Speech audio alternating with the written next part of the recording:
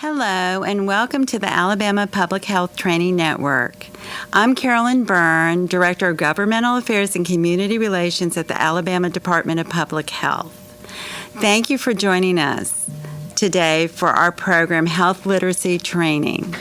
We are delighted to have you and just want to let you know if you have any questions about anything pertaining to the discussion today, please call or email us during the broadcast. The phone number and email address is on the screen, and we will also put it up again later in the program. Also, the handouts are available online. You will need to register for this program in order to access the handouts. Alabama has been delighted to have Joy Dupree as our health literacy specialist for many years. She worked with several governors and several academic institutions on health literacy. And I just wanted to share some of her letters behind her name. She is a PhD. She is an advanced practice registered nurse. She has a master's in nursing education, and she's a women's healthcare nurse practitioner. And during her journey in health literacy, I have worked with Joy, and we're just delighted to have you, Joy, and just want to turn the program over to you. Thank you for being here. Thank you so much.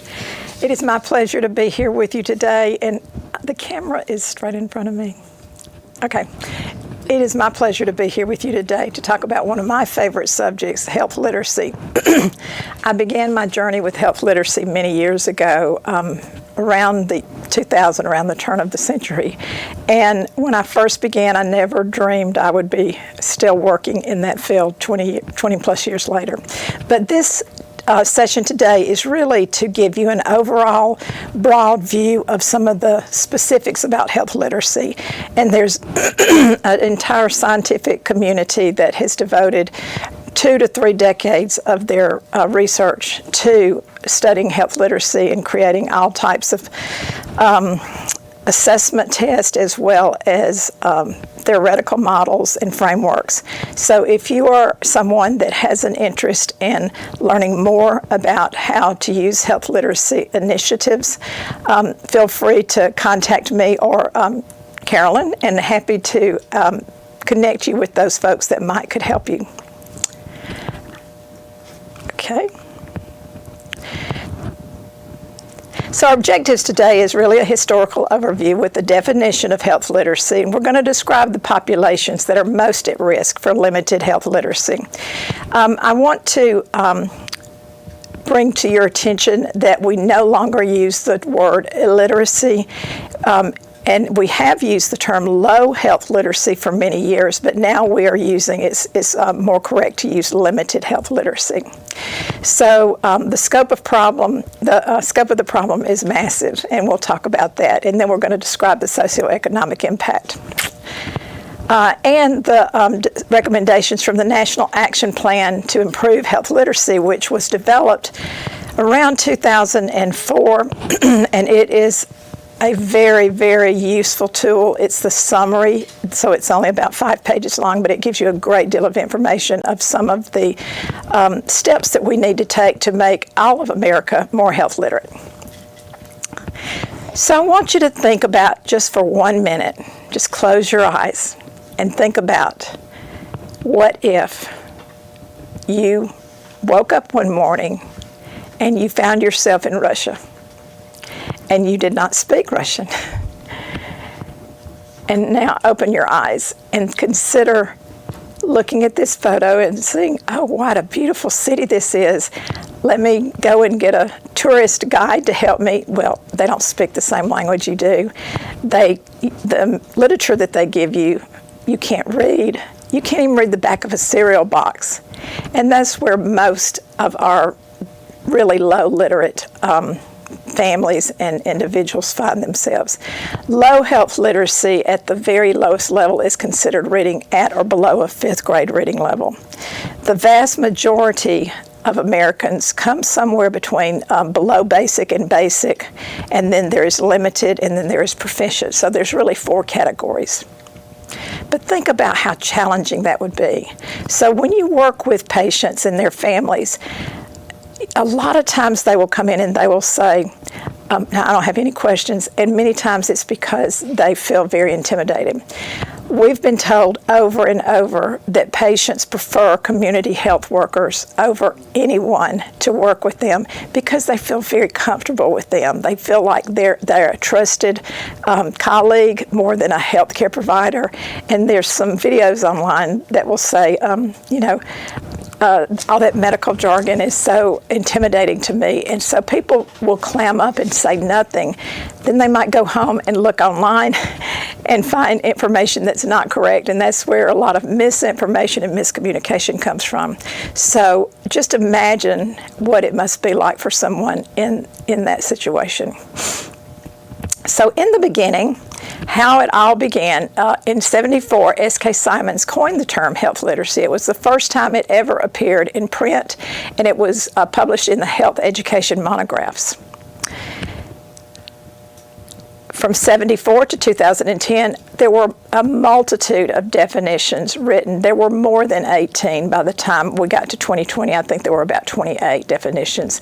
Among those agencies that had defined it included Health and Human Services, Institute of Medicine, the American Medical Association, the World Health Organization, Healthy People 2010. However, nursing was not among any of the groups. Well, I'm a nurse, and I've been very passionate about this subject for a very long time, and I was really terrified to think that my profession did not step up to the plate and say, we spend more time with patients at the bedside, we do discharge teaching, why aren't we included in defining this? So through the years, we now have some wonderful definitions that we don't need to continue to define it, but I do hope that there will be a shift where nurses get more involved as well as the other professional healthcare providers. Okay. So that then there was this is not coming. Okay. So how do we know what we know about the demographics? The National Adult Literacy Survey was created in 1993, and it was after legislation was passed at the national level for the Literacy Act of 1991.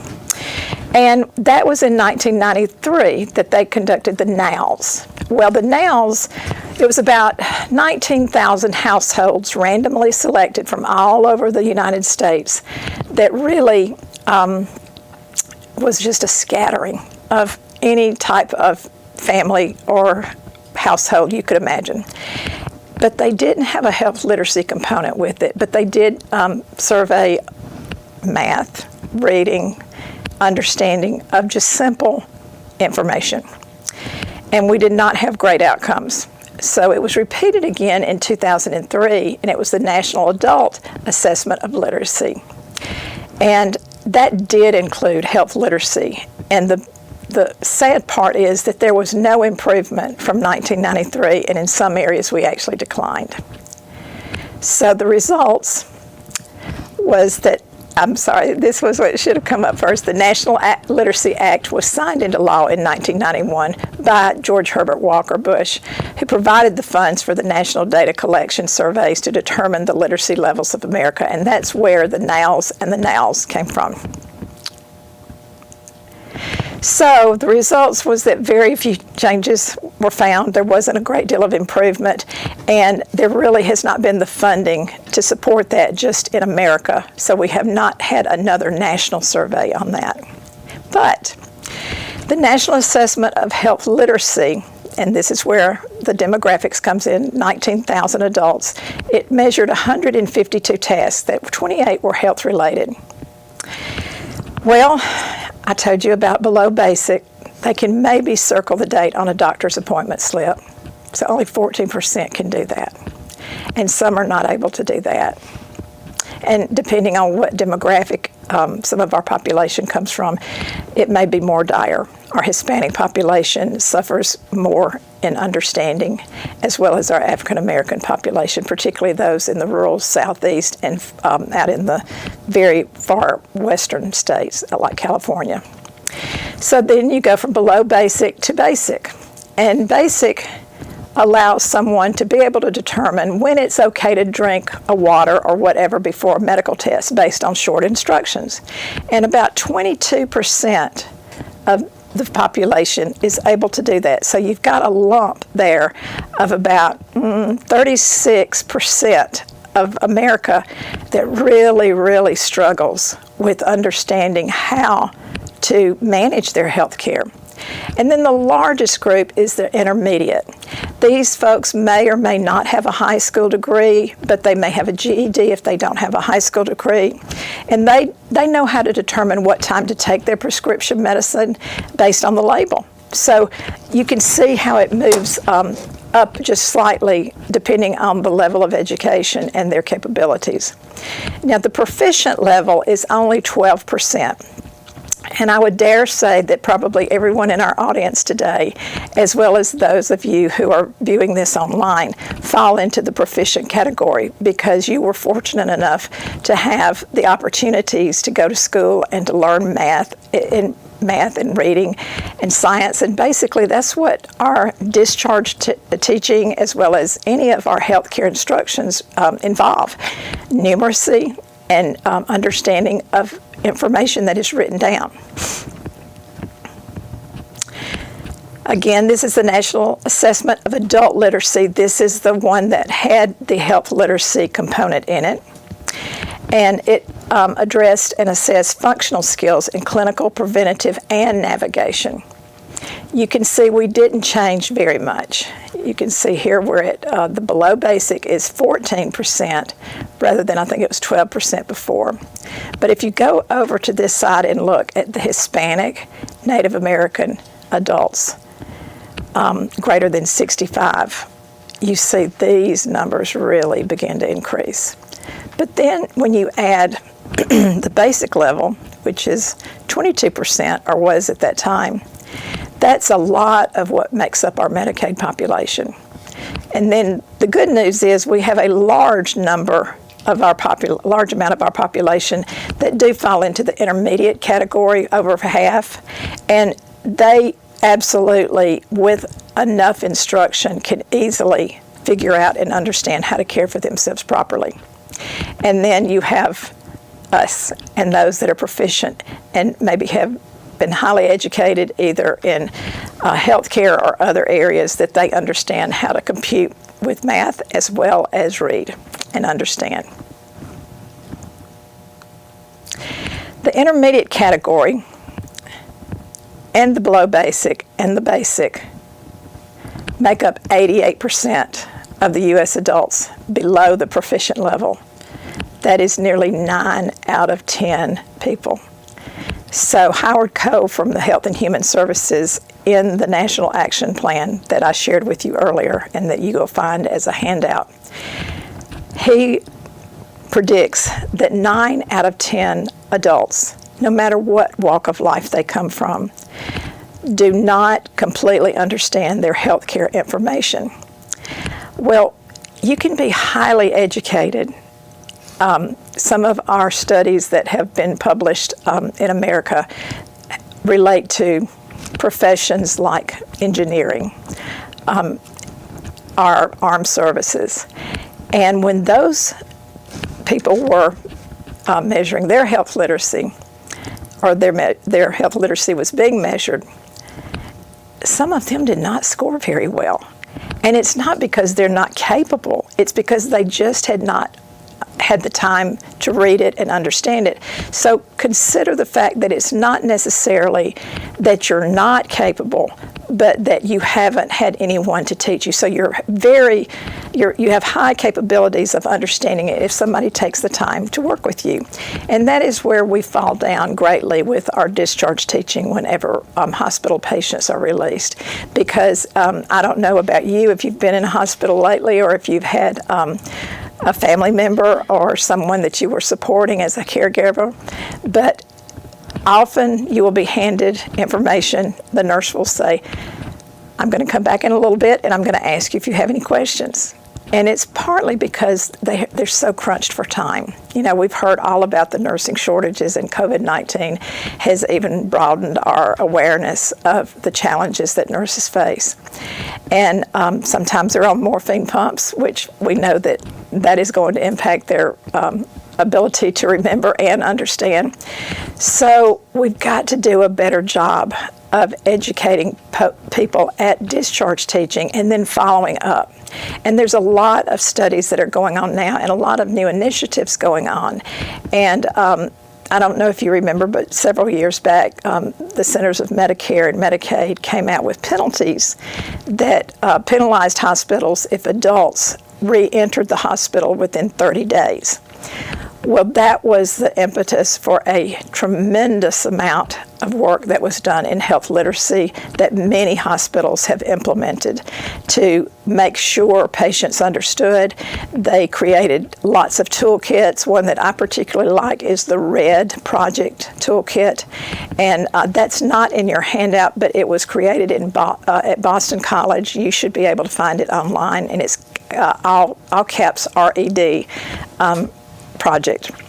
And what it does is it allows the nurse to tailor the discharge instructions to individual patients. It's not just a standard template that everyone gets. And so that has been unbelievably successful in the hospitals that have implemented it and really enforced it from the top down. There were 10 studies done with the RED Project across America. 5 were highly successful. Some of them cut their hospital readmissions in half. That was huge savings. They were the ones that had complete support from their administration all the way down to the basic level of employee. Even the front staff clerk is important to this process. So if you have someone that you know works in a hospital and they're considering trying to implement something like that, just make sure that they have a real clear understanding of the support that they have from the administrators that will be allowing them not only the resources, time, and space, but the ability to stay with those patients as long as they need to make sure they understand and follow up. So we did not have another national study, but a couple of years later, the Program for the International Assessment of Adult Literacy Competencies was testing everyone in the nation, everyone globally, I'm sorry. So although the U.S. did not survey or study, this was what we used to begin to collect information, and surveys were done in 2012 and 2014. What were the results? They were not very promising for America. We fell below most other industrialized countries internationally. And this is a snapshot of, you can't see at the bottom those tiny little names of those countries, but I'm going to show you where America is, right there. We are the wealthiest nation on earth. We should be at the very top of the scale on this measurement, but we're not. And we've seen that through our educational system. We know that many of our states have challenges with educating their children, and they don't have enough resources. Current literacy rates for basic literacy nationwide, on average, about 79% of the U.S. adult population have challenges with literacy. So it doesn't mean they're not capable. It means they're challenged. What would be an example of that? Well, if a prescription reads, take 2 pills a day by mouth until gone, and doesn't spell out a time or when the dosage should happen, they may take them both at the same time, when in fact it's meant to be taking one in the morning and one in the afternoon. So our pharmacists are some of the greatest champions and advocates for health literacy. They do such an amazing job working with patients that have challenges with literacy, and we hear that over and over in studies that I work with. 54% of the adults have a literacy rate that means that they read at the 6th grade level or below. That was in 2023. Almost half. 6th grade reading level is about what most newspapers are written. and now at which they're written. Health literacy goes way beyond a narrow concept of health education and just individual behavior-oriented communication, and it addresses the environmental, political, and social factors that determine health. That was written in 1998 by the World Health Organization. What word right there brings to mind what we all hear a lot about now? Anyone from our audience? I know you know. The social determinants of health. So the World Health Organization was way ahead of the curve on this one. Kudos to them. Then there's cultural differences. But cultural differences really are part of every piece of healthcare. It is not the same as health literacy. So consider that when you're working with patients about the cultural differences, but also remember, culture does not equal health literacy. But I want to tell you a little bit about how the health literacy movement after 1974, when it was first coined, really took off. So in the early 2000s, Richard Carmona got a call. And a little bit about Richard Carmona is that he was a high school dropout. He was a first-born generation Italian-American living in the Bronx. And he will tell you, if you go online and watch some of his videos, he gives a wonderful presentation about his history. He said it was either prison or the military, and because he did not like school. And he attributes the women in his family to really making sure he was successful. So he joined the service, and he became a paramedic in Vietnam and just flourished in that role. He was amazing. He was wonderful. After that, he got back to America, and he was encouraged to go to professional school for healthcare, and he thought, well, I'll become a registered nurse, and he did. While he was a registered nurse, he was still encouraged to further his education and became a physician. Then he went on to be a surgeon, and then in 2002, or probably 2001, he got a call from President George Bush Jr. and asked him to be his Surgeon General. Well, he's a very salty guy, and he had some really choice language because he thought it was one of his friends playing a prank on him. But it was actually true, and it was because he had such an amazing sense of working with people. So you can see all of these different types of hierarchies in which he had been involved in throughout his life. He had a lot of common sense and knew how to talk to people. And that's a big part of what health literacy is about. He advanced health literacy efforts probably more than anyone. This is a photo of him. And this is from a publication that the Sigma Theta Tau International Society for Nursing publishes every quarter. And on the title it says, "Once a nurse, always a nurse." And I have always loved that about him because he's a very humble man, and he continues to work now, and he's in Arizona. So from his work, there was a seminal piece of material put out called Health Literacy, a Prescription to End Confusion. And the NIH really got behind this. There were tons of videos that were created that you can still find online. They look a little dated because the hairstyles have changed a little bit and the clothing looks a little bit different. But if you have a chance to go online and look at that, I encourage you to do that because it's real life people. It's not actors, and it's folks that were interviewed about how they feel when they go into the healthcare environment when they are low literate. And they're dressed very nicely, they speak very nicely, but some of them could not calculate or compute or read anything on their prescription bottle. And they often said, I feel very intimidated by those big words they use. It just makes me nervous. And so they just forget to ask their questions when they're in there, because if they're getting bad news, their anxiety level goes up so high. And what do we know about that? You're not really able to take in and absorb instructions when your anxiety level is high. So his saying is, as a former nurse trauma surgeon and public health director, I realize there is a wall between us and the people we are trying to serve.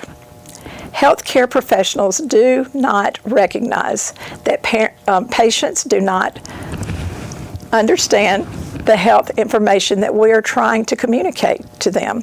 We must close that gap between what healthcare professionals know and what the rest of America understands. And I love that quote because it says everything about what we're trying to do to improve health literacy. So what is health literacy?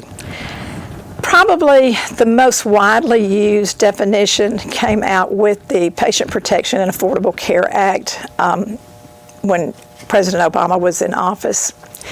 And it defines health literacy as the degree in which an individual has the capacity to obtain, communicate, process, and understand basic health information and services to make appropriate health decisions.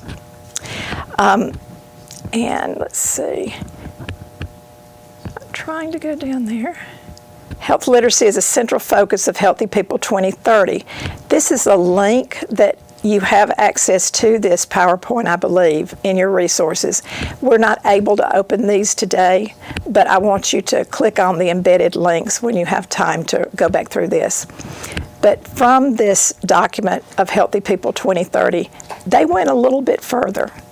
Because one of the things we've realized over the last 15 years of studying health literacy is that it's not just about personal health literacy, it's about organizational health literacy.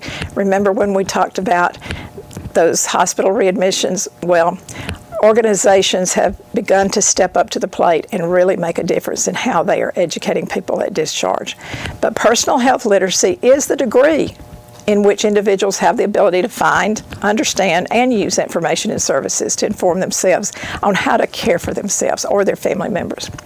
Organizational health literacy is probably the most important, in my opinion, because it is the degree to which organizations equitably enable individuals to find, understand, and use information and services to inform health-related decisions and actions for themselves and others. You heard me enunciate equitable, because we hear a lot now about equality and how health literacy is really linked to equity. And so if we don't take the time to spend with our patients, we are not enabling them to find, understand, and use that information. And, you know, you cannot underestimate the value of the teach-back method. And nurses are taught this in school, but it's a real quick learning activity. And even though they are taught about teach-back, they often don't really utilize it properly. And it only recently has the medical profession begun to include teach-back in some of their curriculum, and that's due to Clifford Coleman out of Oregon. He is a physician that has really championed many research projects related to how physicians communicate with patients.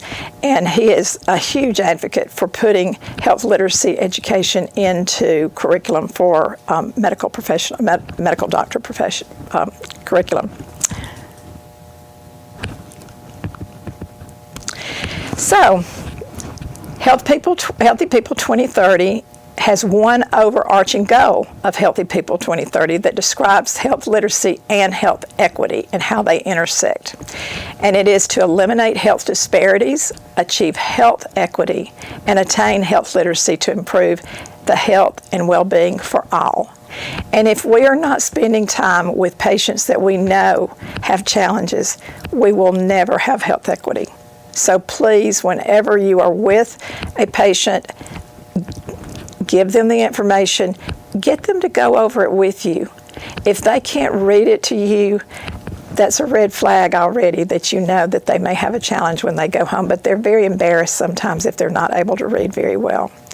And so we have to teach it to them and then ask them to tell us in their own words what their understanding is of the directions that we've just given them. And it may take multiple iterations of doing that and going over it, and then following up with them by phone. That costs very little, and it can save a lot of money for our healthcare system. In plain language, health literacy impacts patient understanding, patient compliance, it impacts patient outcomes, and you cannot judge a book by its cover. This is my favorite clip, but I'm not going to spoil it by telling you what it's about, but encourage you to go in and look it up when you click on this, when you look at the PowerPoint presentation online. It is a 30-second, very cute snapshot of what really just says this lady didn't know what she was supposed to do. Disparities at risk populations associated with low health literacy include the largest segment are those that are 65 years and older. A lot of people don't understand that. They really first default to those that don't have a high school education or those that are immigrants, but it is those that are the largest portion of our population, those that are 65 years and older. And we don't really have any great data telling us why that is, but the theory is that they've been out of school longer than anyone else. They grew up at a time that whatever your healthcare provider told you, you just did it. You didn't question it. You had no, they were the boss and you just did what they told you to do. And things are very different now. And if you get 12 minutes in your individual patient assessment with your healthcare provider, you've done pretty well. That 12 minutes doesn't go long enough for you to really be able to cover everything that's on your mind. And unfortunately, our healthcare system has become so burdened with lack of physicians as well as lack of nursing professionals that there's just not enough time. And those that are 65 years and older also have some cognitive decline. So by 2030, it's estimated that 1/4 of all U.S. adults will be 65 years and older. We've got a lot of work to do. Those disproportionately affected by low health literacy that are the ones you would obviously think of are those who are poor and live in the southern and western regions of the United States that do not have a high school degree or a GED. They're cultural and ethnic minorities that include refugees and immigrants and non-native speakers of English. So if they grew up speaking English in their household, they're going to be more literate and health literate. General literacy in Alabama, it's estimated that over 500,000 people in Alabama, the adults, lack basic literacy skills. The adult population in Alabama with limited health literacy is estimated to be as high as 57%. Now remember, limited health literacy really puts them into a couple of categories. It's below basic, and some of that intermediate. But treat every patient just as you would the other.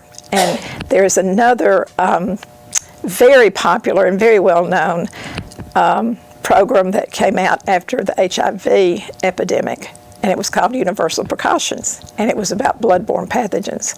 Well, the health literacy community also has a similar project that they say, use universal precautions, assume every single person has low literacy, and go over every single bit of information with them. Don't assume anything. And when you've gone over it with them and they can repeat it back to you, that's fabulous. It's not rocket science, y'all, but it's costing us that much, and the economic to the United States taxpayers is overwhelming.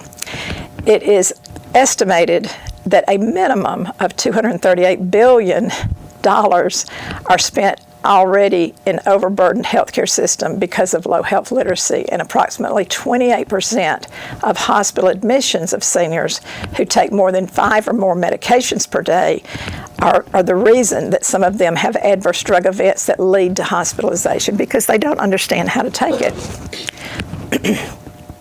We see that a lot, especially with our Hispanic speaking population that, because they usually have been more in the workforce and they do understand some language and some of the meaning of some of the words.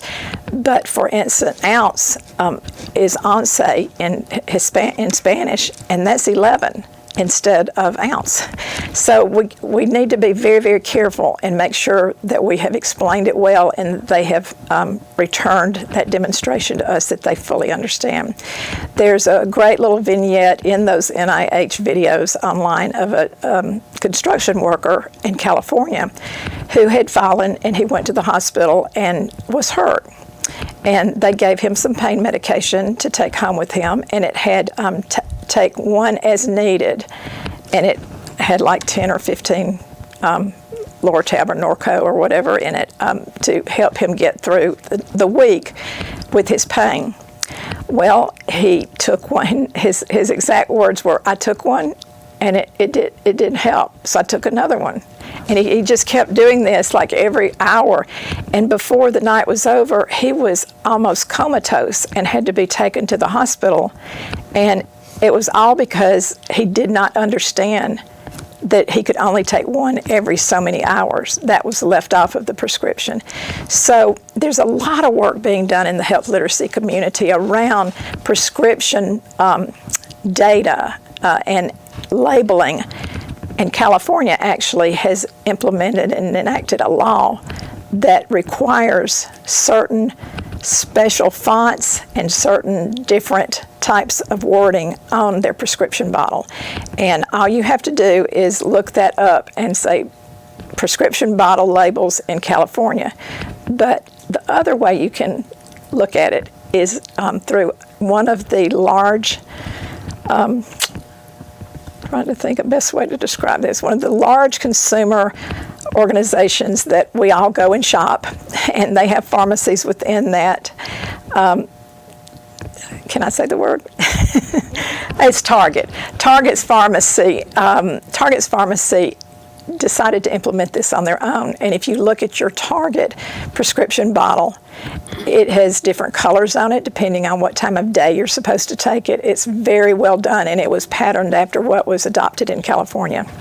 So kudos to Target for going ahead and doing that. And the reason there's been pushback is that all of this software was developed years ago, and it's very expensive to redo everything. But I believe eventually we will see that adopted nationwide.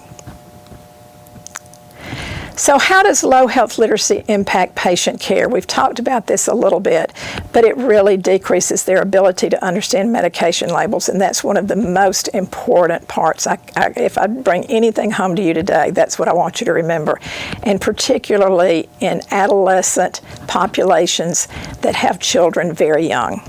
Because if they've left school and they're a caregiver for a child and they're responsible for their medication administration and they don't understand the difference between a tablespoon or a teaspoon and they don't have a measuring cup that was given to them, they're using their household spoons, and that can be disastrous.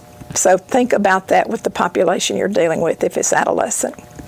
It decreases their likelihood of receiving preventative care. Why do you think that is? Well, they delay going in, and they're not as proactive because they don't know what the right questions are to ask, and they're embarrassed about that. It decreases knowledge, confidence, and skills to manage chronic disease. Very much influences the increase of the emergency room use and avoidable hospitalizations and readmissions, and it increases diseases related to complications and comorbidity and mortality. Resources. How to assess individual health literacy of a patient. You will find in your resources, in the modules that you have before you, these tools, and they are easy to use. They are very well vetted. They have been researched and validated for years. And the one I like to use is the brief, because it has 4 questions. It's very simple, and you actually have an example of that in your toolkit.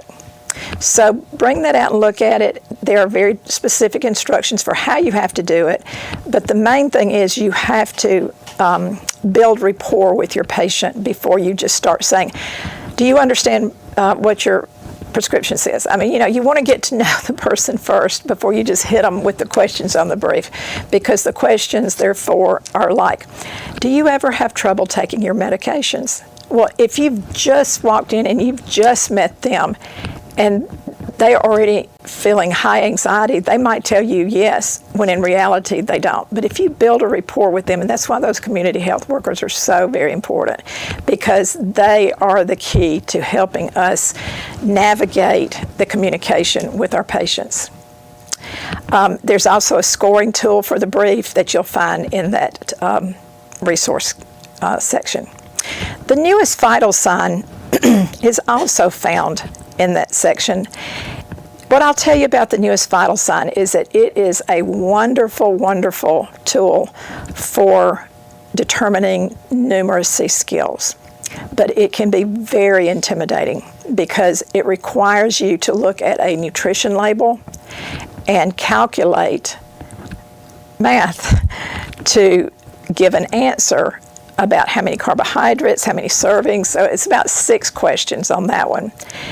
And every time I have ever used it, or any of my students have used it, they all have reported that before they even were started good working with the patient, they just shut down. They said, I just don't want to take this, because they feel very, very intimidated. I don't like for somebody to stand over me if I'm being asked to calculate.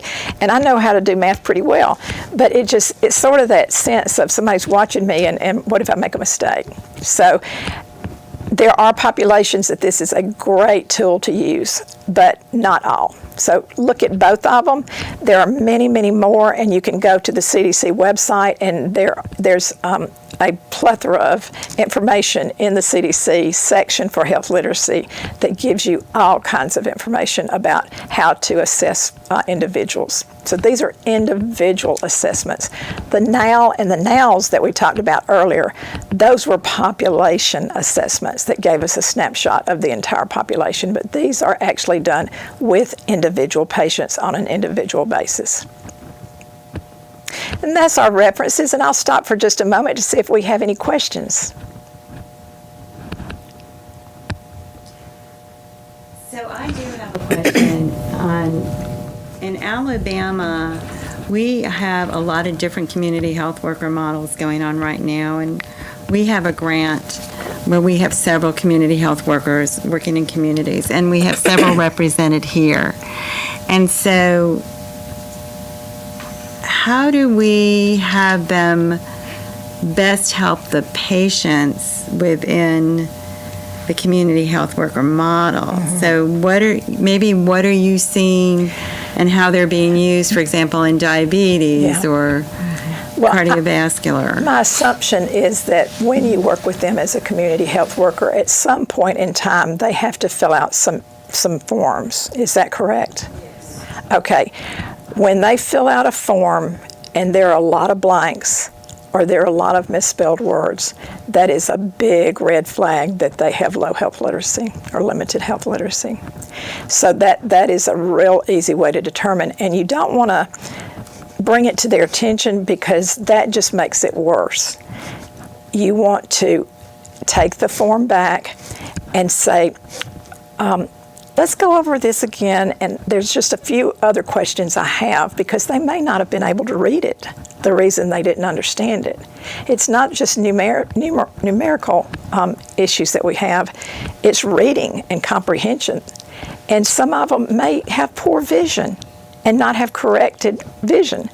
They may need glasses. There's just so many reasons that we have to take into consideration, but I always tell folks that I do in service for, or when we're working with those that are trying to learn more about health literacy, that front desk clerk can be the most important person in your entire office of a private practice.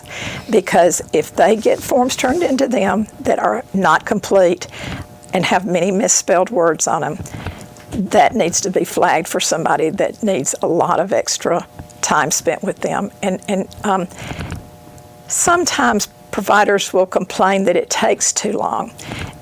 It's taking a lot more time in the long run because when they come back over and over and over, but they're not considering that day. And so we've got to really look at new models of care that allow for there to be reimbursement for specialized health literacy providers that can spend the time with the patient. And it can be a community health worker, it can be a nurse, it can be an LPN nurse.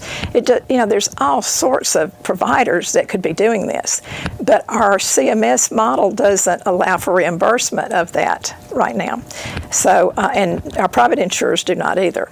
And again, you have that 12-minute visit time allotment that usually impacts your ability to really be able to explain everything to them.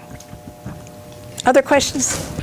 Yeah, I'm just wondering about websites for the public. I know it's not about providers, but like, do the CDC and like WebMD, what level? What to go to?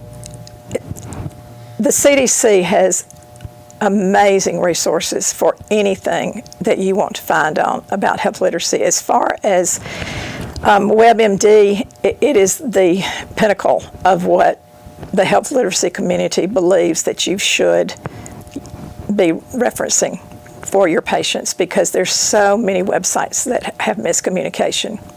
Now, one thing I'll share with you is that we know that most every hospital now has an electronic health record, right? Well, I did a study about 6 years ago, and when I was working with these it was 9 hospitals in Alabama, but we could only use 8 of them because one was a children's hospital, so we couldn't use that data because they don't report 30-day hospital readmissions.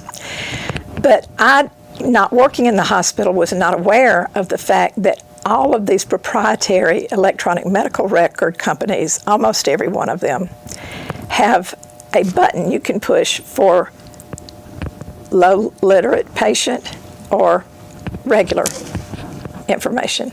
And it's the most important thing you can teach your nurses in the hospital when they're doing discharge teaching, that look for that simple and easy to read, plain language discharge instruction button, because almost every electronic medical record company does provide that, but most of the time our nurses are in such a hurry to do the discharge and get another one in and another one out. They have not necessarily been taught that, or they don't remember where it is, and it's, they're busy. But that's a good question. We have a lot of community health workers in the audience right now.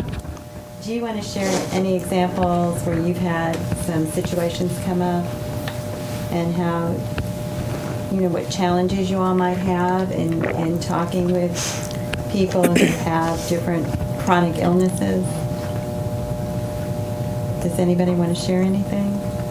I am fairly new in this environment, but it's something that does passion me, and I have had a lot of experience. Recently, I just came back from New York. My aunt has been in the hospital. I had to visit 3 different hospitals, and they require, for somebody that doesn't speak English, they do have the services for translator. They have like Yes. these little TVs that they bring to you, and they have to log in. Is there any certain standards or that they use? Because most of the time they are more thinking of their call model and to hit their requirements for them being monitored than actually what they actually trying to translate to the patient. And that gets really, really more confusing. I do speak English and Spanish, so I had to witness the way how the patient gets very confused on what they're trying to transmit to the patient. Yeah. I mean, we have to understand that the patient is there because they're sick. Yeah. They're going through a lot. Their mind is not probably in their place, and they try to use fancy words or hit their call model or hit these standards and criterias than actually putting themselves in the patient's position and try to explain as easy possibly for them to understand to what exactly they. I was there, and they have to use it, but I was also telling them, I was like, this is not what the doctor is telling. This is not what the nurse is trying to tell you. And I was there caring for her, and I was able to correct that. But is anybody actually looking after these and understanding? By law, Yes, they're supposed to be. You brought out two very important topics. One is when the providers come in and they're talking really big language. We should be talking to the patient. And often when we go into a hospital room with doing our rounds with the whole team of doctors, nurses, and social workers and whatever, everyone is talking to each other and the patient is lying there and nobody ever asks the patient, what do you think about this? So that is really important for all healthcare professionals to begin to have that practice. And translators are required by law in each healthcare facility that has federal funding. Some are better than others. There are many different types of technology that are used. And when you mention the Hispanic population, there's so many different dialects. That's where it begins to get really, really challenging.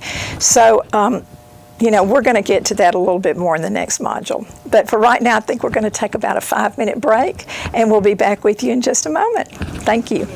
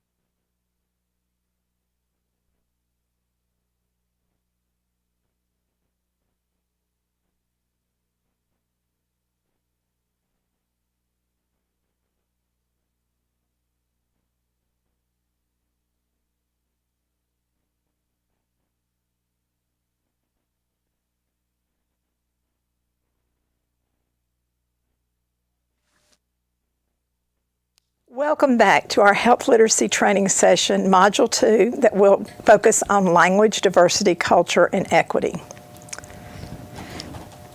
Our objectives are to identify patients with special communication needs and at-risk groups of people with the greatest needs, including hearing and sight impaired. We'll discuss how to care for patients' cultural, religious, or spiritual needs and address culturally sensitive information, as well as address principles of working with translators and interpreters and how to avoid miscommunication. I want you to just look at this and think about if we shrunk the Earth's population to 100, you would have 57 Asians, 21 Europeans, 14 North, Central, and South Americans, 8 Africans, and of these, 70 would be non-white, 30 would be white, 70 would be non-Christian, and 30 would be Christian. So when you consider the world and global population, and health literacy initiatives are very globally in nature. We have got organizations that work all across the globe working together with the researchers in America.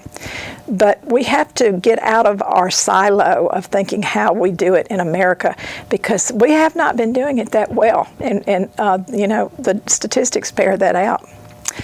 We're probably the least healthy nation in the world, and we spend more money than anyone else on our health care. So what are we doing wrong?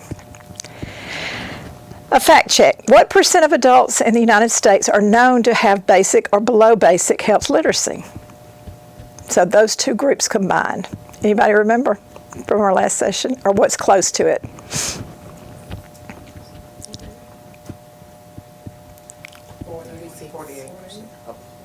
It should be 36. It's not going up high enough. I'm sorry, my little star fell down. It should be a little bit higher.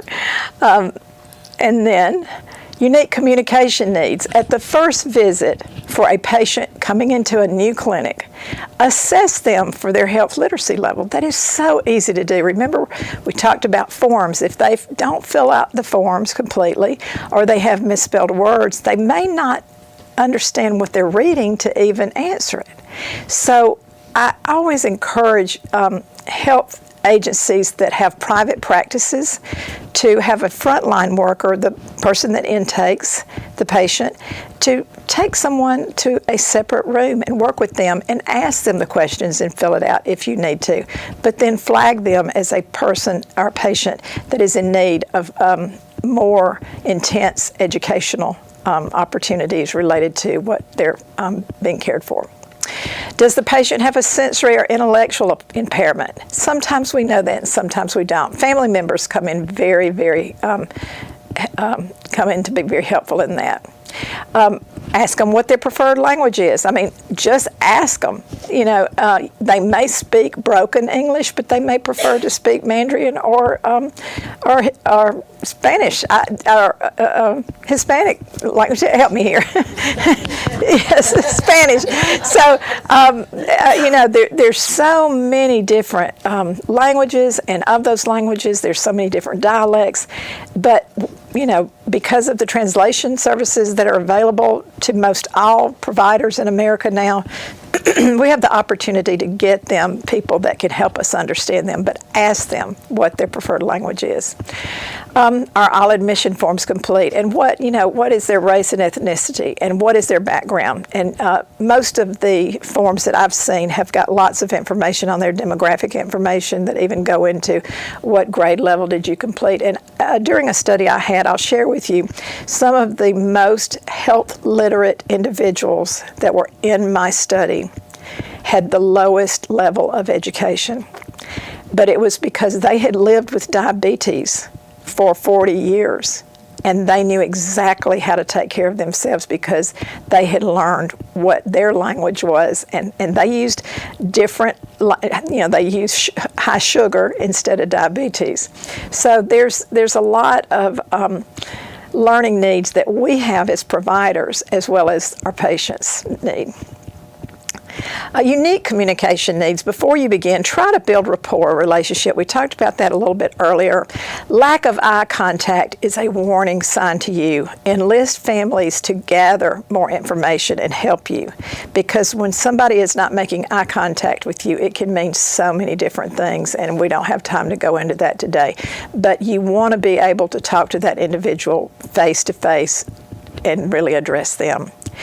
Do they have any assistive devices? Do they need glasses? Have they even been tested what their hearing or their sight is? How long has it been? Continue to build the patient-provider relationship as you complete the assessment. And I've seen videos, I'm sure you have, of the EMRs that when they first came out, providers going in and sitting there and holding the laptop in front of them the whole time, and the patients over here talking, they're asking questions. That doctor or nurse never even makes eye contact with them. And that's really, really not a good practice. And so consider, if you're working with an electronic medical record, the value and importance of looking at that person and really gathering the data and then entering it into your electronic medical record. Communicate information about unique patient needs to the care team, and consider the red flag warning signs on their chart and flag their chart.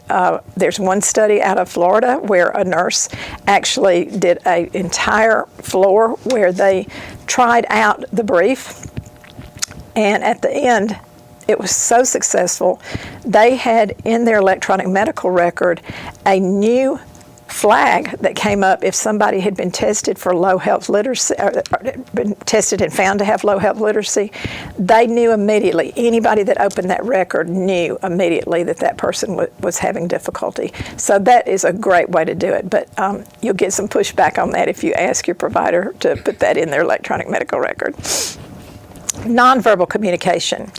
Eye contact examples. In the United States, through our culture, and we're also known as the Western culture, direct eye contact is mostly viewed as a very positive communication skill, particularly when you go in for an interview or when you are trying to make a connection with somebody to really understand what the other person needs or wants.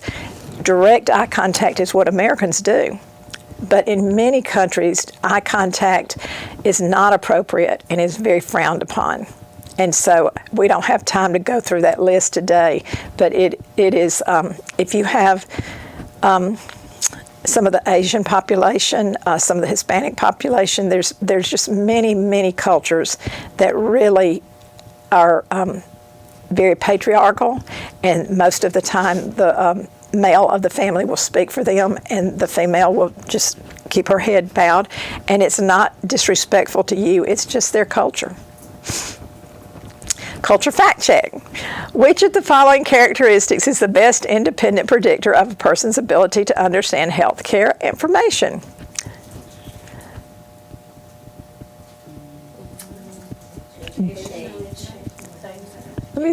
Educational attainment. My star hit the right place.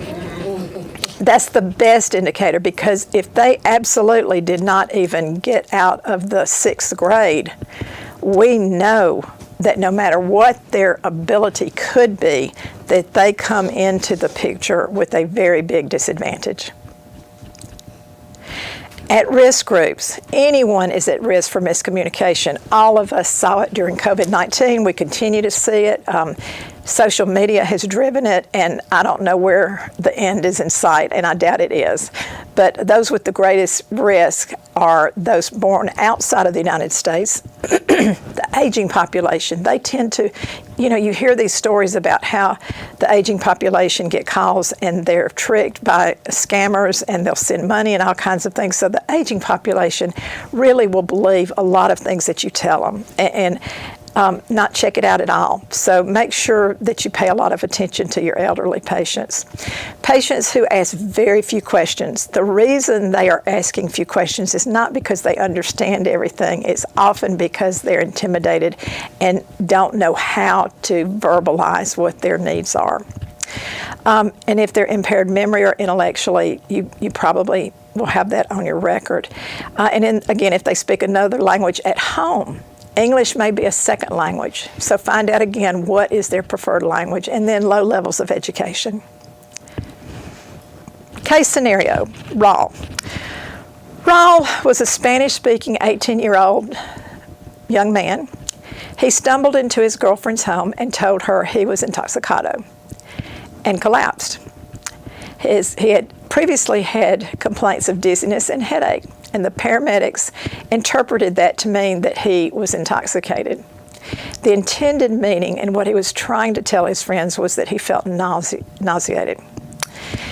When they got him to the hospital, he was put on a gurney, and they looked at him and sort of halfway assessed him, put him out in the hallway. And after 36 hours, he'd had a workup for a drug overdose, alcohol abuse, and was comatose by the time they did an actual workup on him. His diagnosis was intracerebral hematoma with brainstem compression and subdural hematoma secondary to a ruptured artery. The outcome was a $71 million malpractice settlement. Well, basically, he had an aneurysm. That article is in your resources. Please take time to read it. It was written by a physician, and it was in the New England Journal of Medicine, and it is a wonderful article. Cultural beliefs may change how people think and feel about their health, when and from whom they will seek health care, how people respond to suggestions for lifestyle change. They may have very different beliefs about what interventions they're willing to use, particularly with birth control and those types of things that are invasive or can be invasive, how people follow directions and take their medications. So culture is a very big part of health literacy, but it's complicated. And so if you work and live in an area that has a specific population that's more prominent that you deal with, I encourage you to go back and find out more about what those cultural beliefs are. Culture differs in styles of communication, the meaning of words and gestures, and discussions about the body, health, and illness may be very uncomfortable for some people. And be aware of personal space. Now, we've all gotten used to 6 feet apart, but that will eventually go away. And I remember the days of going into different events where you were crammed in like sardines into a little bitty tiny area trying to get into a stadium or a movie theater or whatever. That's way too close. But also touch. I've always been a person, I'm a nurse, and I've worked in the hospital, and I've been in private practice, and I've done a lot of things working with students and patients. And I grew up in Alabama, and the southern way is not always the best way, but I tend to put my hand on somebody's arm if I'm asking them a question and they seem upset or concerned, and that's not always the best thing to do. And so touch is very offensive to some people. So know your patient before you begin to become too close to them, and determine when you think it is appropriate based on your observation and their interactions with other people. So I love this because it's kind of like a journey. There's no easy way to learn all of this. It is something that, let me go back to that. That should have my journey on there.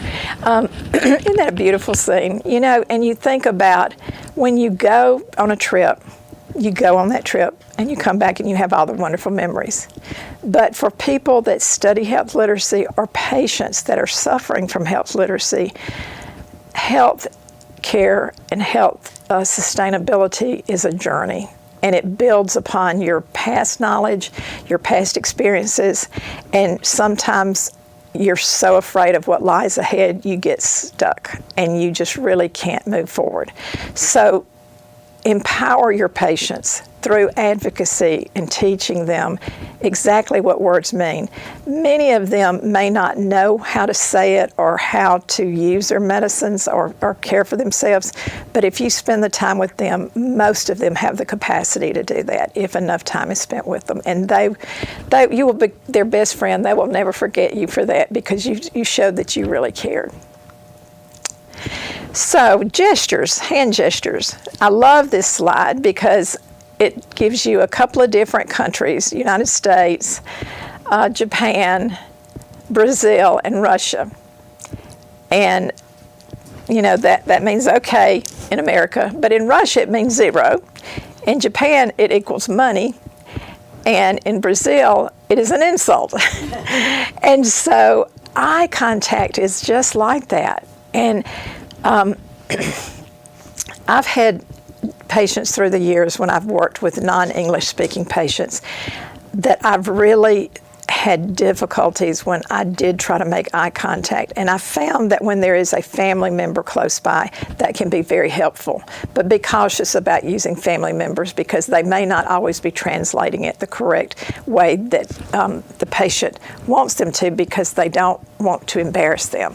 So that's why it's always good to have another interpreter.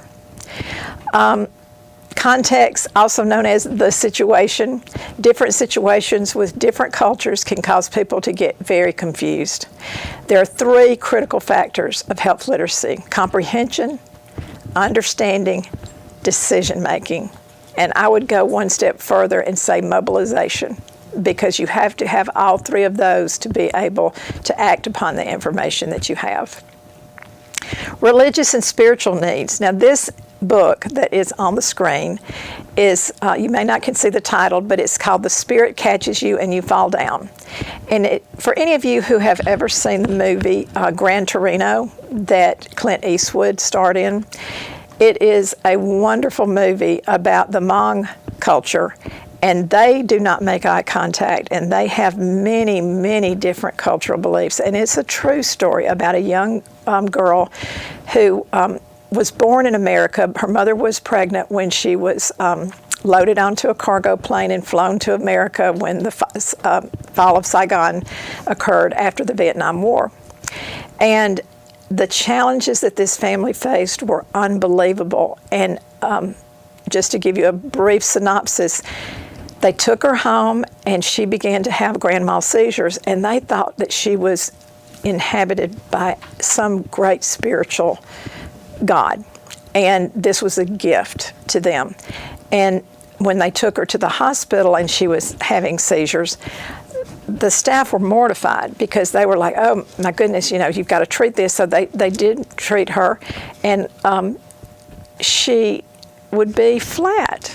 And they didn't like that when they'd take her home. You know what seizure medication can do.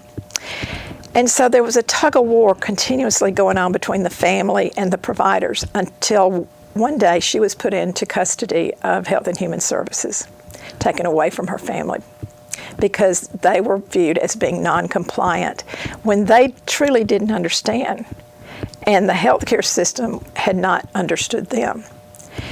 And there was one physician named Dan Murphy who took the time to study that culture and learned exactly why they felt the way they did. And if it weren't for him, she probably would have died many years earlier. She recently passed away a couple of years ago, but had a very challenging life, and would not have if there had been some direct communication with everyone understanding, being on the same page. So that's a cautionary tale, but that book is wonderful. You can get it online for free. You just have to type in the words, and there are lots of places you can find it. It was a clash of cultures from the time of delivery to the rest of her life. Years of miscommunication and misunderstanding, and all involved suffering for Leah Lee's family, her caregivers, and the system. If it were not for that physician, what would have happened? Do you have the dedication to be that one? And I want you to think about the power of one person, and he was that one person that advocated for her. All of our patients need advocates, and the community health worker community is really the greatest advocates our patients can have. Title VI of the Civil Rights Act was signed in December of 2000, and the Federal Office of Minority Health developed standards for what now is known as class. And it basically is culturally and linguistically appropriate services. And it is required by all hospitals or any agency that receives federal funding to implement class standards. And it is meant to advance health equity, improve quality, and help eliminate healthcare disparities by establishing a blueprint for health and healthcare organizations to implement and provide culturally and linguistically appropriate services. So that big, long sentence basically means we're required to do this. And agencies can be penalized for this if you don't do it. That is why you see many, many more translation services that are of higher quality than what we saw before the year of 2000. Because when I was first in practice in Birmingham, I remember seeing patients that did not speak English, and some of the technology we had to bring in interpreters were by telephone that, they would be, I wasn't sure where they were in the world, but the connections would be bad, and it was just really challenging. But most all larger healthcare systems now have excellent translation services that are there, but you just need to find out where they are and use them. Services that are respectful of and responsive to individual cultural health beliefs and practices are encouraged. Ask what their preferred language is, health literacy level, try to determine that, and then gauge for yourself what their communication needs are going to be. Services should be used the same way by all members of the organization and healthcare team, regardless of what size it is, at every point of contact with the patients and the families. How many people does a patient go through from the time of coming to the hospital to the time of leaving? Think of all the handoffs that they have. And if we're not communicating with each other in a plain language way to explain exactly what's going on and take the time to do that, you've seen that, I don't know what the name of the game is, where somebody whispers something and it goes around in a room, and then by the time it gets back to the person that started it, it doesn't even have any, it doesn't even compare to what was actually said. That's how it can be for patients in healthcare systems that are not properly handed off to the next group that's going to take care of them. The class mandate is Standard 6, and it says that healthcare organizations must assure that the competence of language assistance provided to limited English proficient patients and consumers by interpreters and bilingual staff is available. Family and friends should never be used except upon the request of the patient or consumer. And I really discourage that. And never use children, because children are so embarrassed when certain body parts are talked about or discussed. And it's not fair to put them in that position. So take the time to find out who they need to come in to be that translator. It may take a little bit longer for them to be seen, but you can go and see the next patient while you're waiting for that translation service to come in. So who can you use as an interpreter? Individuals who've had their language skills assessed, who are trained and successfully evaluated in skills, modes, and ethics of interpreting. And there are certifying agencies, and they should absolutely be explored. And again, avoid family and friends, minor children, volunteers, patients and clients in the waiting room. I have seen that happen. Not so much recently. That's somewhat gone away. But it happens from time to time, especially in an accident. If you're on the side of the road and there's a terrible accident, people come up. That's going to happen, but that's probably when it might be appropriate, but otherwise it's not. Language assistance options include trained staff who are certified or on-site interpreters that are usually employees of the organization, and they have specific interpreter duties that are assigned to them. Contract interpreters are usually paid for by the encounter, not the employer, but used on an on-call basis. They may be virtual, by phone, or secured computer. And the ones that I have utilized recently are excellent. Because using family, friends, minor children, volunteers, strangers, or other patients exposes the facility to a great deal of liability. And you can look that up, and it is tremendous. It ties in with that 30-day hospital readmission penalty. It may result in a breach of confidentiality, and we know that, what does that do? that breaks the rules of HIPAA, and we can be fined seriously for that. It may cause the patient to withdraw and avoid sharing critical information for their condition, and the entire reason for them coming has been voided because they're not getting what they need and they leave without being properly treated. And it may result in additions, omissions, and changes in the content. So again, anytime you take a new job or go into a new environment where you're going to be working, make sure you ask, where are your interpreted systems? Who are your interpreters? Are they in-house? Show me where everything is, where I'll know in case I need it. Cultural competence, how it can influence care, is unbelievable. Patients' fear of being misunderstood or disrespected is much higher than any of us can imagine. Providers are not familiar with the prevalence of conditions among certain minority groups, and that can be a challenge. Providers may fail to consider people who differ in their responses to medication. And we see that a lot. Different populations and with our genetic sequencing now, we're kind of beginning to understand why and how that looks. But people don't, and everyone in this room could be given the same medication, and probably most everyone would have a different reaction than the other person. So one size does not fit all.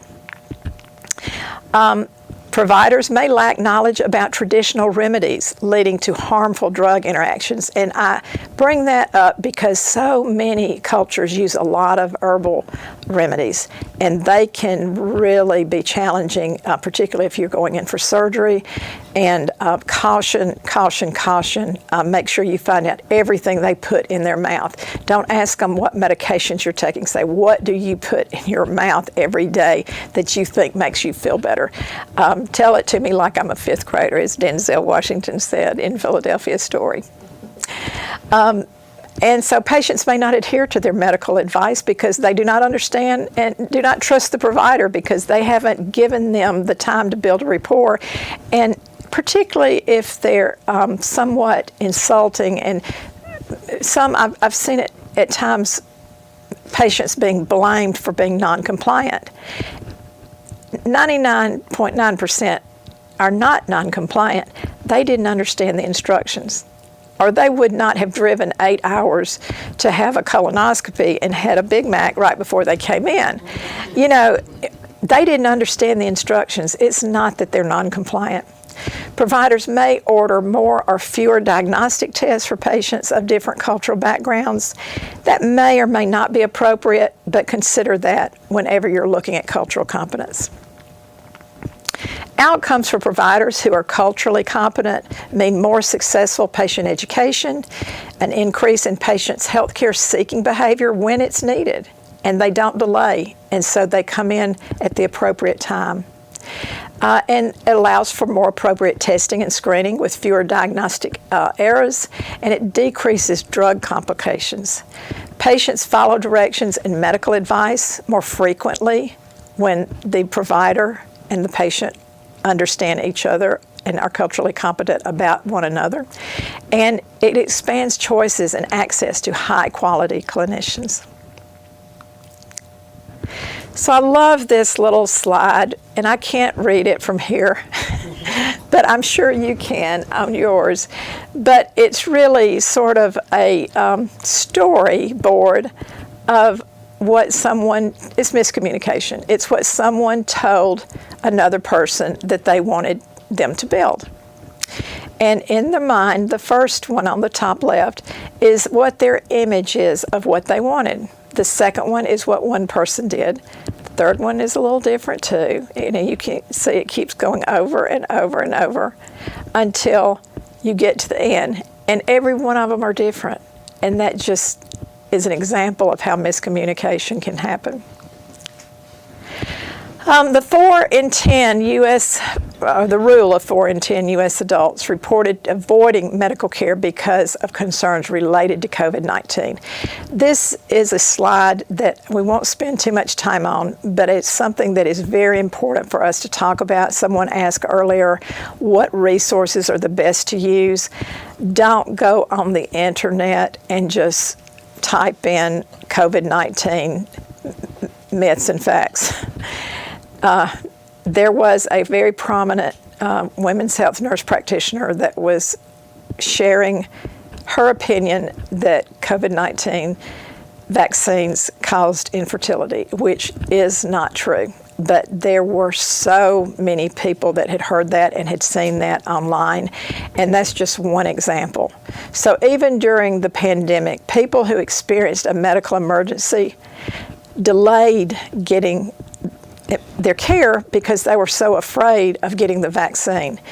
Vaccinations have been around as long as I've been alive and before that, and they have eradicated so many terrible, terrible diseases that would have killed off most of the population had they not been invented. So know your facts. The CDC is the best place to go for that information. Center of Disease Control. This is just a cute little take-home message. Texting is a brilliant way to miscommunicate how you feel and misinterpret what other people mean. I have been told that I'm a very matter-of-fact person when I send an email, and I've tried to be more cognizant of that because it comes across sometimes as being harsh. And I don't mean for it to be, it's just, I answer a lot of emails during the day, and I usually just answer the emails. And I have a colleague who begins every email with, I hope you're having a wonderful day. And then when you answer her about her question, she'll send it back and say, thank you so much for the answer. I hope you have a wonderful rest of your week. I mean, she is so polite, and we joke about it with her a lot. But, there's nothing wrong with that. Think about what you're texting and what you're sending in an email. And are you saying it where anyone could understand it? Because usually I will type out an email and I'll put it down for a minute, and then I come back and read it. I'm like, ooh, I need to rearrange this a little bit, because what's in my mind to say, I didn't want to lose that thought. So put that thought down, but then go back and revise it before you send it. Best resources, CDC and WebMD.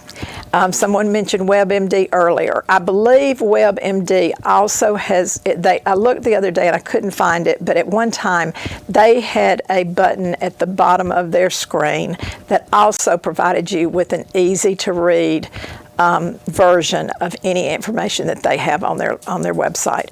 And anything you see on WebMD is going to be the most current and up-to-date fact that you could possibly find. And they are very similarly correlated with the CDC. Now, during COVID-19, we didn't know what we didn't know. And so there were a lot of erroneous statements made, and I don't have to go into that. We all remember some of them. But we just have to be very cautious of making sure our family members, our loved ones, and our neighbors and friends understand when they go onto a website that's been created by a special interest group, it probably is not the best advice to follow that. The single biggest problem with communication is the illusion that it has ever taken place. That's a quote George Bernard Shaw said many years ago, and I've always loved it. And I think that concludes this section of our presentation. So we're at the 30-minute mark, 2:30, and I'm going to go on into Module 3. And this is on communication and the appropriateness of patient education materials. This is the module that I would really love to have all of you in person with me, because we would actually have an experiential learning portion where I gave you a consent form and you followed the directions for how to determine the readability and what grade level at which it is written. I created a health literacy course at UAB that was started in the early 2000s, still is taught to this day. I don't teach it anymore. But in my course, my students would tell me that was one of the most eye-opening experiences that they had, because they would go to different doctor's offices, dentist offices, or whoever, and they were required to get some type of discharge instruction or a consent form and analyze what grade level at which it was written. They ranged anywhere from 27 grade level. They ranged from about 20 to 27 grade level, almost all of them. And the ones that were simply written were poorly done, and we'll get into that in just a minute. So our objectives are to discuss risk populations for limited literacy and the importance of having a plan to avoid miscommunication, which will help us avoid another pandemic, hopefully. Understand how to develop plain language materials, which is what we just talked about, that are culturally and linguistically appropriate messaging, and discuss how to identify provider bias working with all levels of healthcare workers, physicians to desk intake clerks. That will ensure provider bias is minimal, we hope. So miscommunication and misunderstanding. What is the difference? Misinformation, it is information that is false, inaccurate, or misleading according to the best available evidence at the time. My example earlier of the fertility issue is a good example for that. Misinformation can lead to provider bias because when a person comes in and tells their provider, I am not taking that because I'm afraid that I will never be able to have a child, you can imagine how the provider feels when they know that it is not true and they fear for that patient that they are at risk. And that definitely impacts the provider and causes a wall to go up. Tips for talking with your family and friends and community about misinformation is to listen, empathize with them.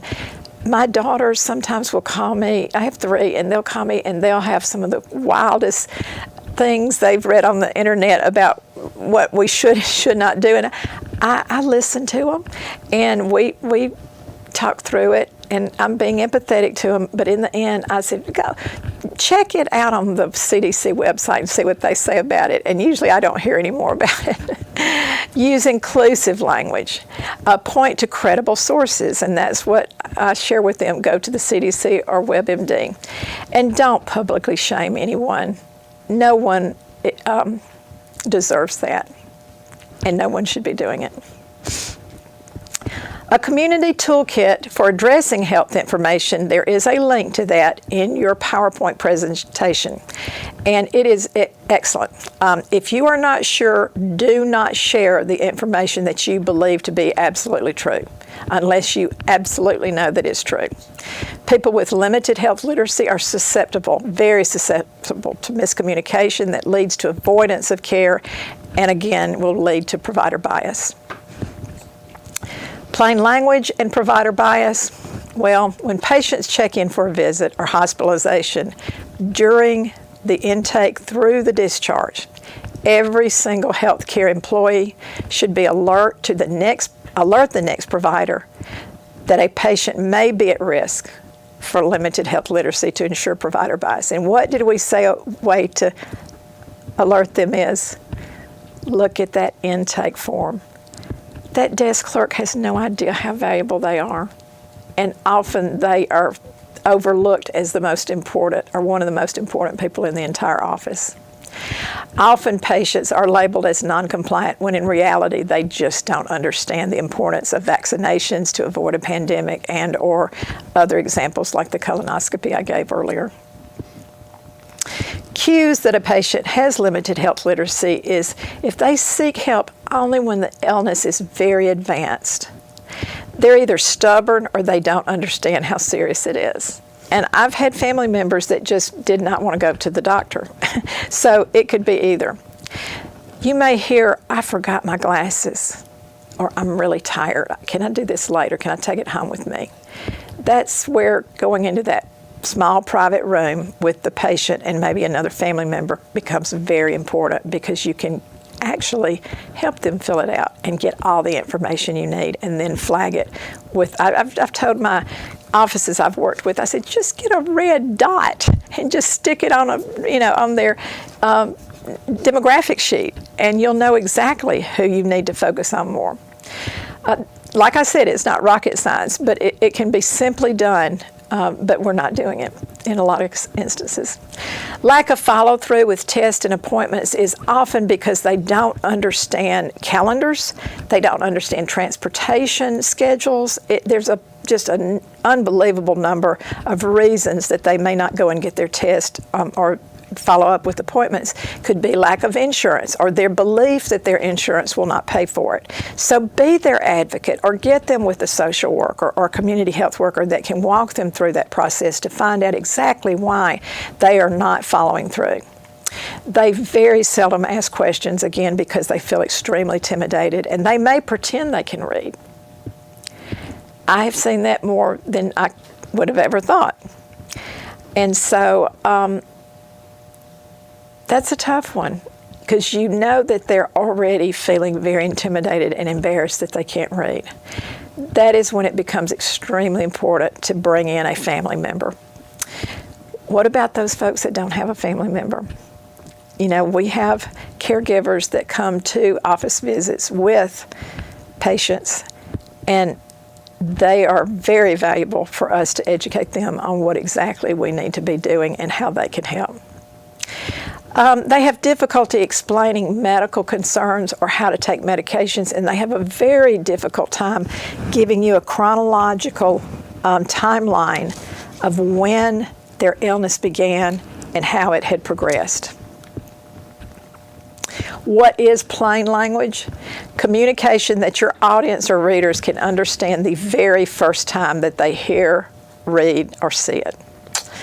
All healthcare workers must be knowledgeable of the signs of limited health literacy to avoid miscommunication that leads to the bias. But often our providers are not. On more than one occasion when I have taught not pre-graduate, but young men and young women that are in school to become a healthcare provider, when they have received some of my lectures, I've heard them say, it's not my responsibility I can't do everything for them. You know, I'm telling them what they need to do. They need to go home and do it. I said, well, I'll let you tell that to a jury one day, because when there's a consent form signed, who's responsible for what's on that consent form? Do y'all know? The physician, the provider. Who usually goes in and gets it signed? The nurse. How many times have you read a consent form that you didn't read any of it? I know I have, because it'd take you 2 days to read some of these things, and they're so written at such a high level. So when I've worked with hospital systems to simplify consent forms and information, I often encourage them, or I always encourage them, to have a simple form and attach it with the original form so that you can validate that you have given both to them and that they acknowledge that they have received both of them and that they understand, because that will keep you out of trouble if it ever becomes a legal issue. Just look at this for a moment and tell me what you think.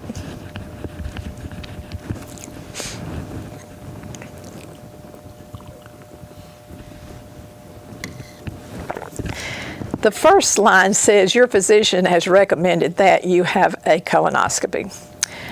I won't read the rest of it to you, but I want you to consider that many of your patients that you feel do not understand or are non-compliant may see written language on a paper in this way. Could be from a learning disability, or it could be from anxiety. There's so many reasons. But a patient with low literacy skills perceives information differently than someone that is highly educated. So writing plain language requirements for federal offices, this was with the around the time of the Affordable Care Act, and it was a Plain Writing Act, and it was written into law. And it plainly spells out plain language and how it must be implemented in every federal, or every agency that receives federal funding.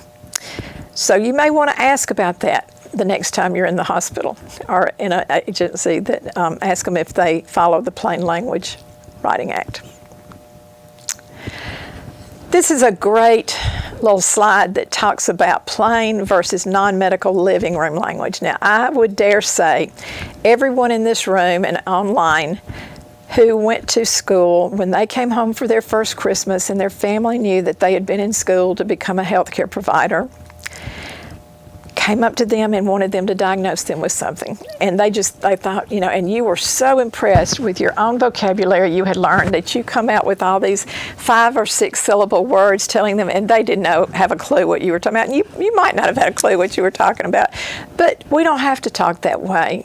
Providers really are guilty of this, especially young students, because they're very impressed with their new vocabulary. Analgesic, it helps you control your pain. Anti-inflammatory, it decreases swelling. Benign, not cancer.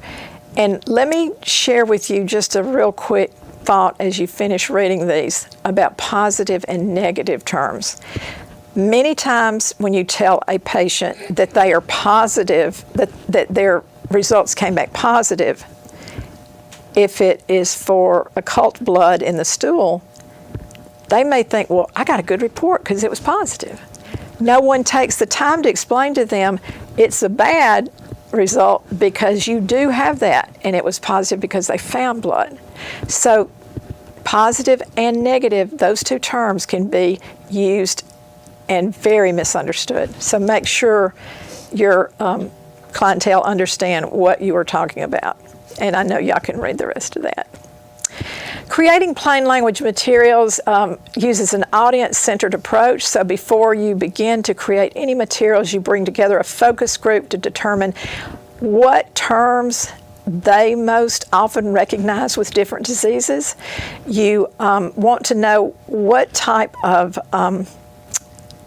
information they already have, and organize your ideas. Use appropriate words that they would use, just like high sugar instead of diabetes. Use clear and simple sentences. The design is extremely important, and we've got a great slide coming up on that. Testing. After you get your documents or your materials created, test it on another group and ask them, did you understand what I was talking about? Because when we're creating things, oftentimes we think it's exactly what it is supposed to be, and often it is not. And so make sure you test it before you start using it widely. And then revise as necessary. Design easy-to-read patient education is what we've been talking about, and simply put, is about a 48-page document that is in your resources that is beautifully done. And you can find it in a lot of places if you'll just Google Simply Put, but you have a link to it in your resources. And it's got the key components and best practices for creating easy-to-read patient education materials. What matters is text. How many times have you gotten discharge instructions that was an 8-point font? I can't even read that with my glasses on. Visuals help tell a story, but we have to be cautious and not use cartoons. Patients that have been tested, adult patients that have been tested for developing materials, really recommend that you use photographs to represent and don't use illustrations. It's much more meaningful to them to see somebody that looks like them on a picture to get across the message. Consider layout and design, culture. Translations take your message further. Testing for readability. Always test for readability. Text appearance matters, and so you see the serif versus non-serif, and one has got a little curly Q on it and one doesn't. And believe it or not, this is not from the health literacy community, it's from education. They believe that serif, which is Times Roman numeral, is actually easier to read for most people because it's got those extra curly Qs that help you grip to that. There's a lot of debate about that, but that is what the literature says. I like 18-point font myself. Consider culture. Step 1, know your audience. We've discussed that already. And the best way to make sure your materials are culturally appropriate is to really talk to that audience to try to reach them and find out exactly what they want to hear. How to determine grade level. Well, There are primarily two testing tools that are very easy to use. Flesh Kincaid can be done using a Word document in Microsoft Word. It can't be a PDF, it has to be a Word document.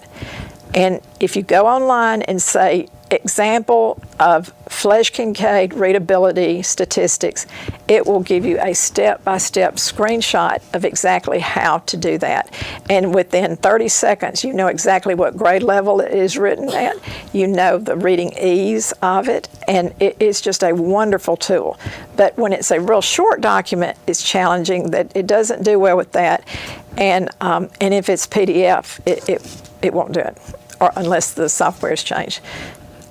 The first time I gave a talk to a group of really important nurses to talk about health literacy, I thought, well, I've been using the SMOG all this time, and I know somebody's going to ask me, what does SMOG mean? And I thought, well, I better look it up, because I don't want to stand there and say, I have no idea what it means.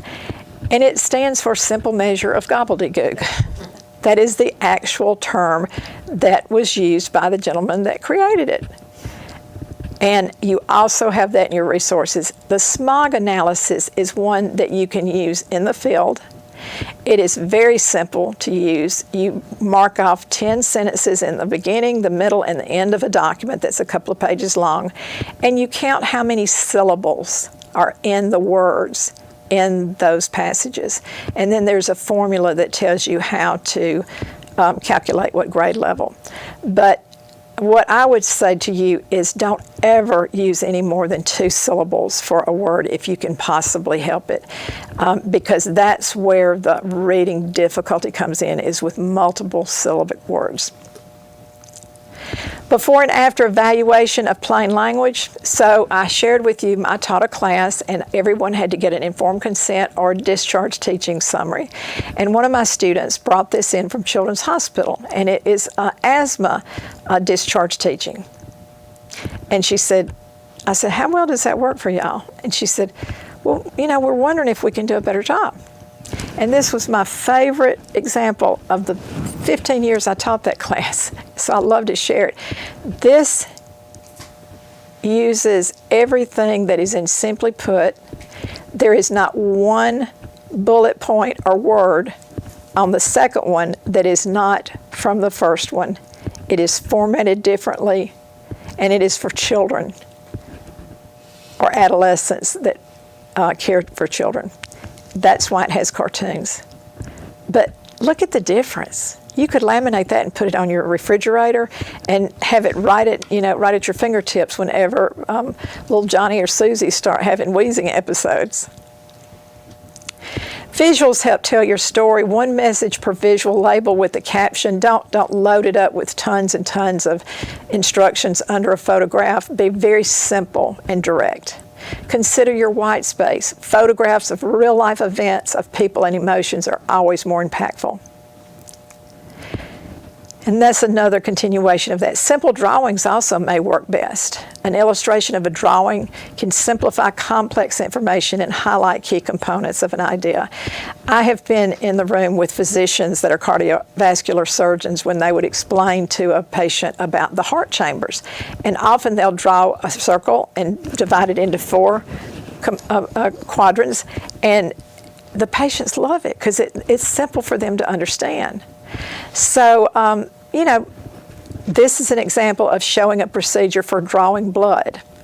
And on the next slide, you've got a cartoon. And you're like, okay, well, that doesn't look as good as the first one about drawing blood. The doctor wants me to run a few more blood tests. Well, we don't want that to be in their mind. Cartoons may be good to convey humor, but this is not a humorous situation, so don't use cartoons for your adult audience. Your layout and design, we've talked about that. It's covered very well in Simply Put, and so I won't read all of this to you or talk to you about it.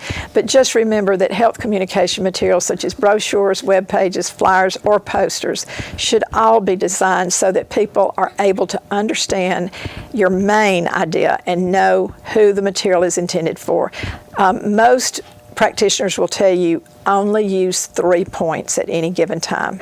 3 questions or 3 points, because that's about as much as a patient can comprehend and remember and carry with them. So do it in blocks of 3, chunk of 3.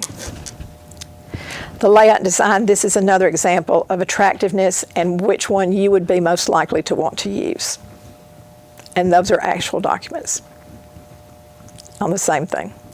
Images to illustrate.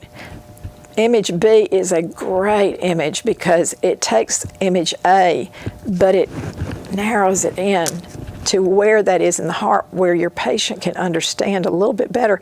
Well, this is really going to impact my heart and blood circulation, but without that second illustration, they may not fully get it. These are our resources. Y'all have been a wonderful audience today in person, and I am so thankful to have had the opportunity to visit with all of you online, and hope that this will inspire you to get more involved with health literacy and do the best you can do to care for your patients. Thank you. Do we have time for any more questions? We have minutes. Okay, Do we have a any couple of questions? minutes if anyone has a question. Any questions? Okay, well, we'll be getting with our audience in just a little bit to talk a little bit more about some follow-up training, and also we would ask our audience that is virtual to let us know what kinds of training you might need with either health literacy or provider bias. And this concludes our program today. So I want to thank Dr. Dupree for being with us, and I thank you all for watching. Remember that you can refer back to this. The training and the resources are all on demand anytime. So have a great day. Thank you.